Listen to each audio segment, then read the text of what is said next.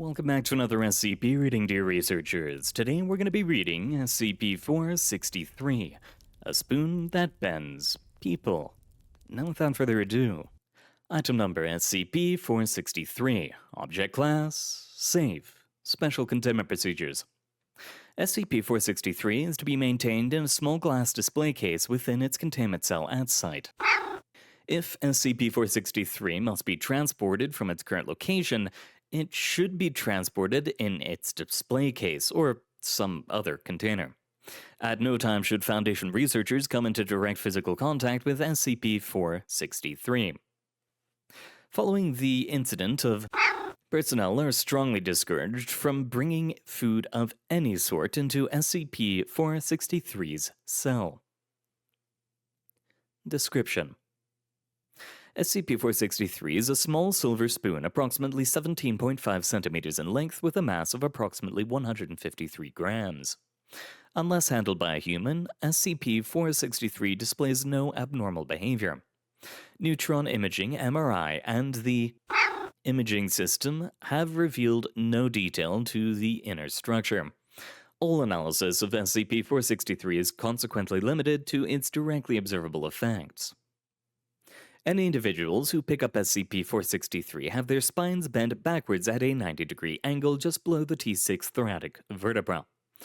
This bending typically proves fatal, although some test subjects have survived with full lower body paralysis. Its effects on humans is displayed regardless of whether or not the subject is wearing gloves, oven mitts, or any other such barrier. The only apparent requirement for SCP-463 to be able to bend its holder is that the subject have a firm grip. Subjects who have held SCP-463 very weakly, i.e. with just the tips of the fingers, have been unaffected. Testing has demonstrated that SCP-463 displays no unusual effect when in contact with autonomous machines, remotely controlled machines, animals, or corpses. Addendum: it is the opinion of Dr.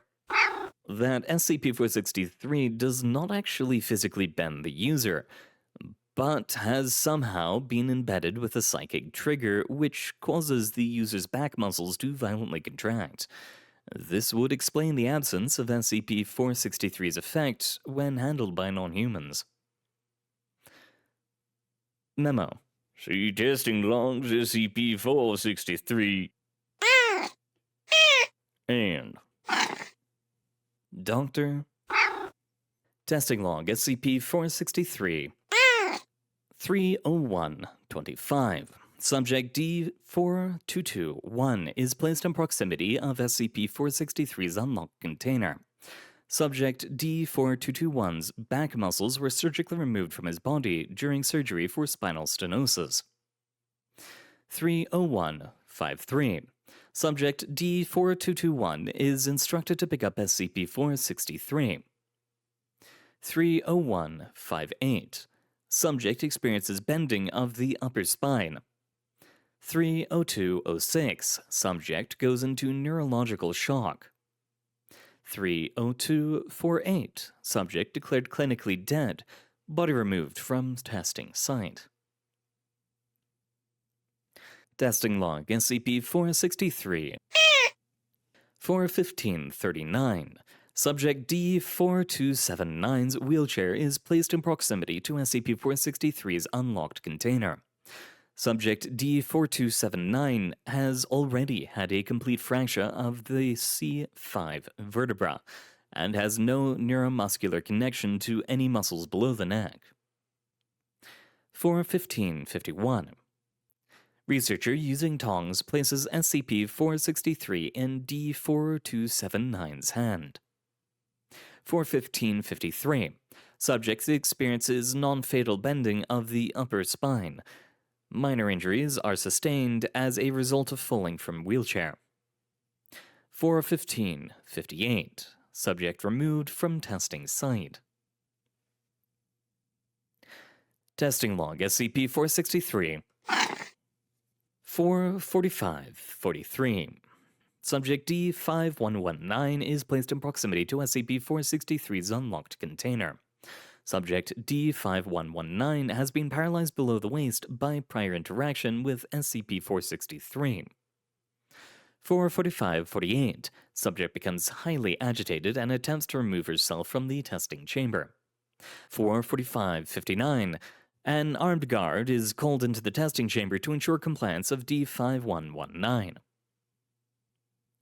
4:46:39, subject D5119 is instructed to pick up SCP-463.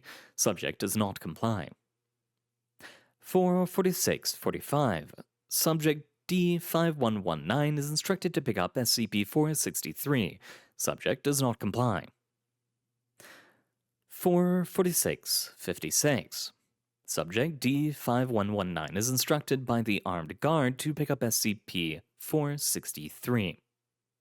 4:47:10, subject experiences non-fatal bending of the spine. About the T6 thoracic vertebra. No further injuries are sustained. 4:47:20, subject removed from testing site. Memo. It would seem that SCP-463 does indeed exert a direct force on the user's spine. Sadly, we have absolutely no clues as to the nature of the force. We don't even know what the net torque is. I think the next course of action should be to test SCP-463 on personnel from whom the spinal column itself has been removed. Further testing is clearly in order. Doctor? Look, I'm old for snapping people's spines like a popsicle stick, but did you really need to test this that much? There are tens of tests. I think it goes into the hundreds. Either way, thank you very much for coming, dear researchers. Maybe don't continuously snap people's spines and then repeatedly snap people's spines. Thank you very much for coming. Good luck out there. Hope to see you all next time. Yeah, no more snapping of spines.